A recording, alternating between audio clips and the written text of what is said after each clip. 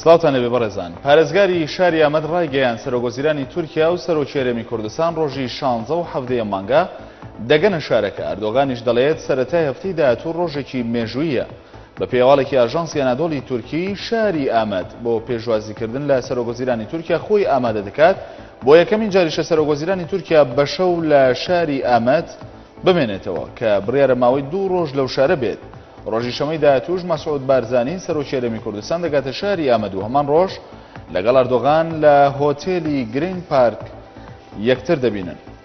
پارلەمانتارێکی پارتی ئاشتی و دیموکراتی بەدەپا دەڵێ کوردانی خۆراوای کوردستان لە سەرویستی پارتی دیموکراتی کوردستان هەڵسوکەوت ناکەن و بارزانیش تۆمەتبار دەکات بەوەی کا دەیەوێ لەو بارەیەوە تورکیا هاوکاری بکات.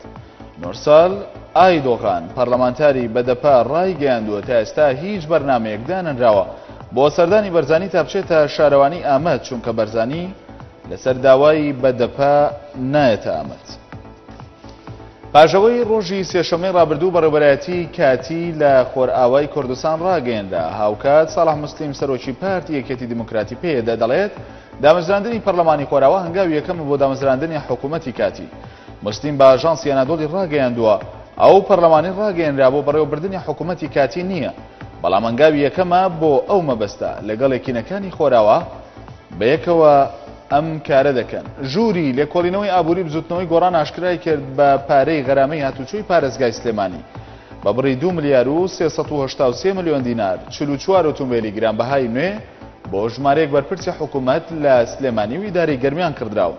بە پێی راپۆرتێکی ژووری لێکۆڵینەوەی ئابووری گۆڕان لە ساڵی 2013 دا و تا پێش هەڵبژاردننی 21 ئەیلولی ڕابردوو بڕی 2 ملیار و 383,837 بۆ کڕینی تەنها 44 ئۆتۆمبیل خەرج کراوە. جۆری ئۆتۆمبیلەکانیش زۆرینەیان توێتە لاندکرۆزەری مۆدێل 2013.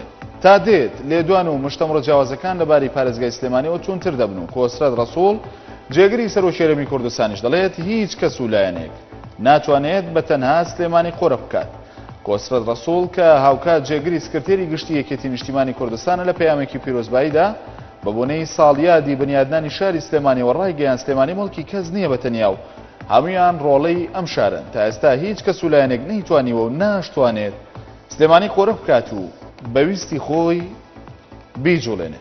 هەر یەکە لە حکوومەتی تورکیا و ئۆپۆزیسیۆنی سووریا ڕەخنەی توند لە پێدە دەگرن لەسەر ڕاگەیاندنی بەڕێوەبەرایەتی کاتی لە خۆراوای کوردستان و تۆمەتباری دەکەن بە دژایەتیکردنی شۆڕشی سووریا و پاڵپشتیکردنی ڕژێمی بەشار ئەسەد. ئەحمەد داودۆغڵۆ وەزیری دەرەوەی تورکیا لە کۆنگرێکی ڕۆژنامەوانیدا ڕایگەیاندە و هەنگاوانەی پێدە دەینێ نە لەلایەن تورکیا و نا لەلایەن وڵاتانی دراوسێ و نە لەلایەن کۆمەلگەی نێودەوڵەتی بەڕەوا نابیندرێن چونکە پێدە سووریا بۆ 3 پارچە دابش دەکات. ئەردۆغان ڕایگەیان کۆبوونەوەکانی ئەنجومەنی باڵای استراتیژی تورکیا عێراق دەست پێ دەکاتەوە. ئاشکراشی کرد سەرۆکی پەرلەمانی تورکیا سەردانی عێراق دەکات و نوری مالکیش دەچێتە تورکیا.